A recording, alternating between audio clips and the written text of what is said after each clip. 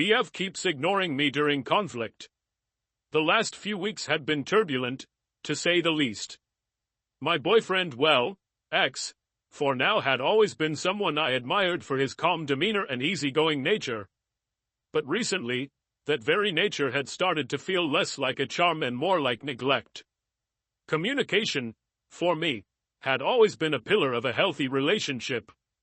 I didn't need constant attention or minute-by-minute updates, but I did crave a sense of connection, a simple gesture that said, "You matter." From the beginning, I made it clear to him that I valued honesty and consistency above all else. These weren't just preferences, they were necessities for me to feel secure in a relationship.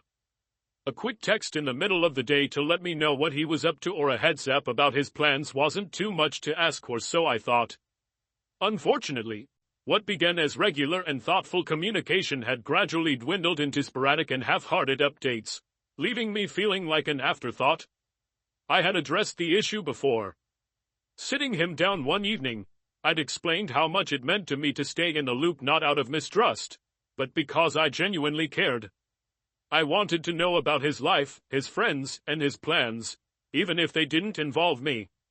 "It's not about checking up on you," I had said, trying to keep the conversation light. "I just like knowing you're okay." He had nodded and promised to try harder, but the effort didn't last long.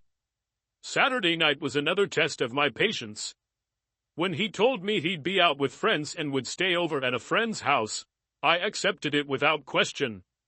I wasn't the kind of person to intrude on his personal time, and I trusted him, at least I wanted to. His last text came around midnight, a casual "Hey, I'm here" message that offered no details but at least confirmed he was safe. I assumed they were all just hanging out, maybe playing video games or catching up over drinks. It wasn't unusual for his updates to taper off during these nights, so I didn't press him further. Sunday, however, painted a different picture. The day stretched on, each passing hour amplifying my unease. By late afternoon, I realized I hadn't heard a single word from him, not even a quick good morning text. It wasn't like him to go completely radio silent, so I decided to call. The phone rang several times before going to voicemail, which only deepened my worry. A few minutes later, a text from him popped up on my screen. "Sup."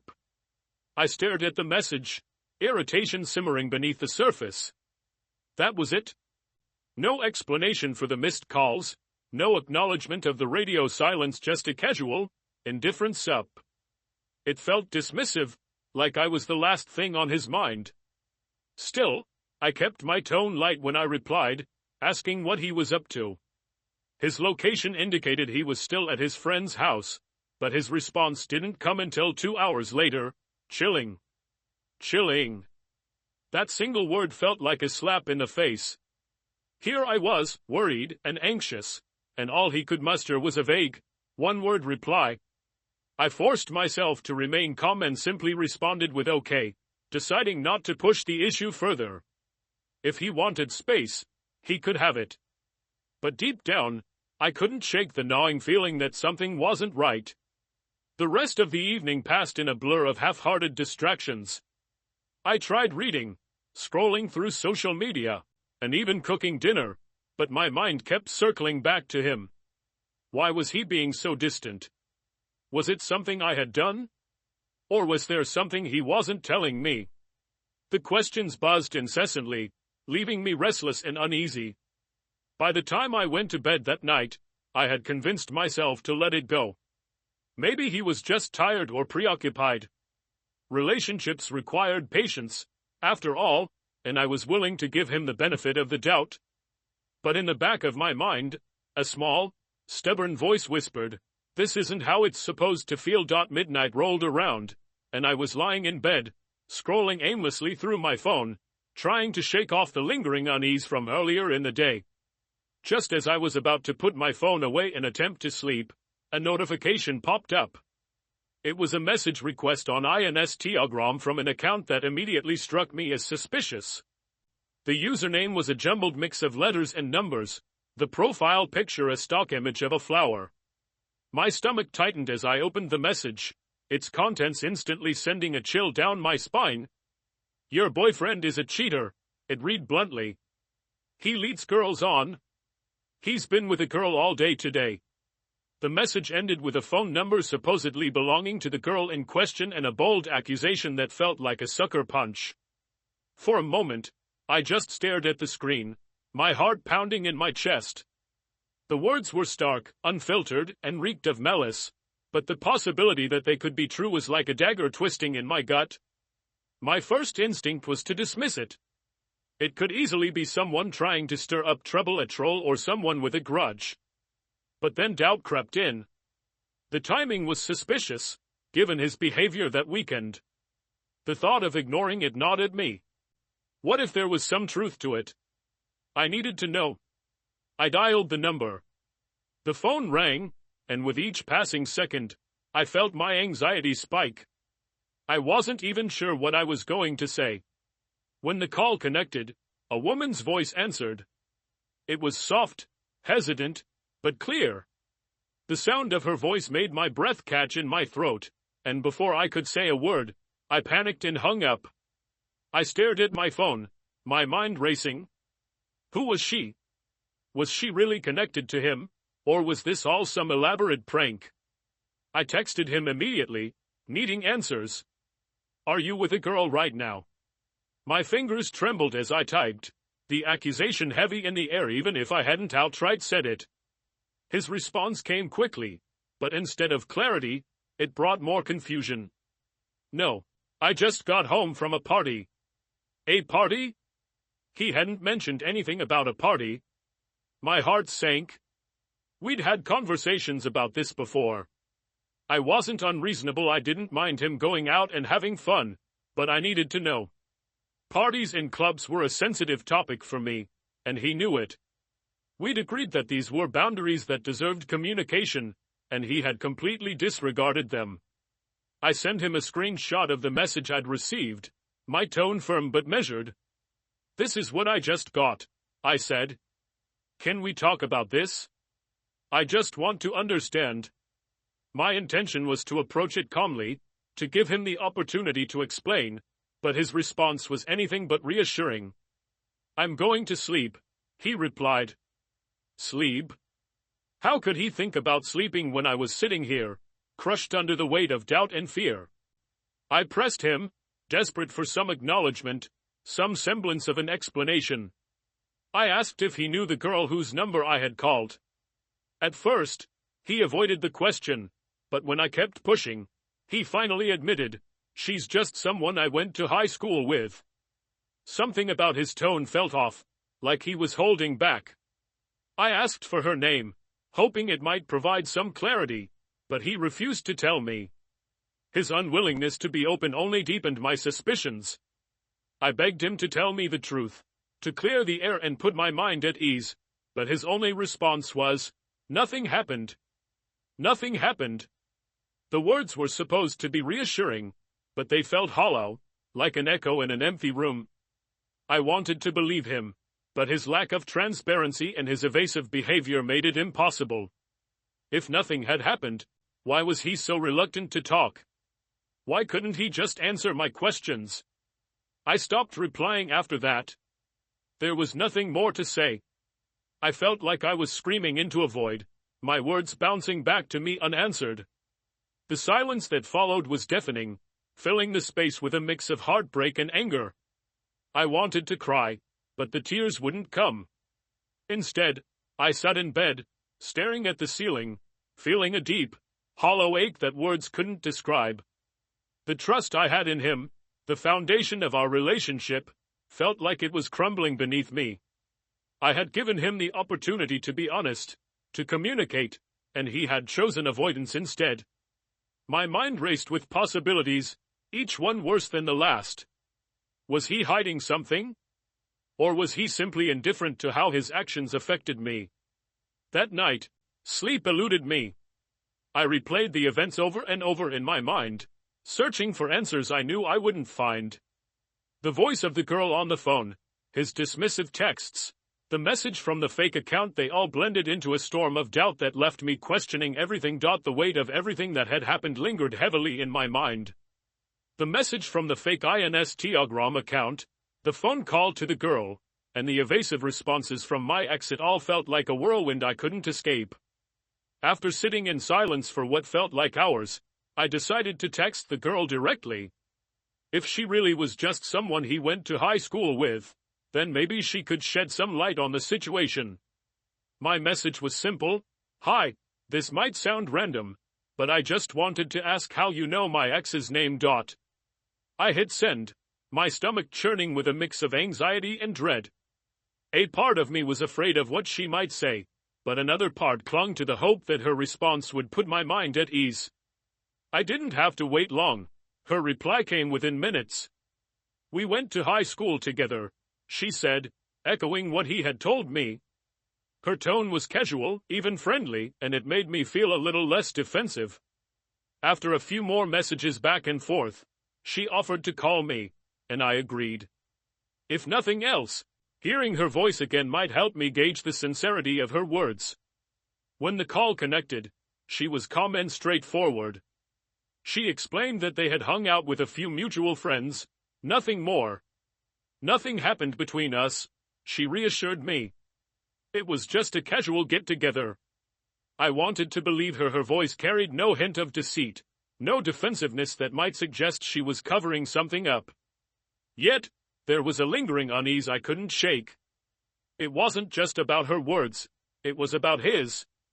The way he had avoided my questions, the way he shut down the conversation instead of addressing my concerns, it all felt so dismissive, so unlike the person I thought I knew. I thanked her for taking the time to talk to me, and we ended the call on a polite note. But as I sat there in the quiet of my room, I realized that the conversation hadn't given me the clarity I was hoping for. Instead, it left me with more questions, more doubts. If nothing had happened, why couldn't he just tell me that himself? Why did he make it so hard for me to trust him? That night, I didn't reach out to him again. I couldn't. My thoughts were too jumbled, my emotions too raw. I needed time to process everything, to decide how I felt, what I believed, and what I wanted to do next.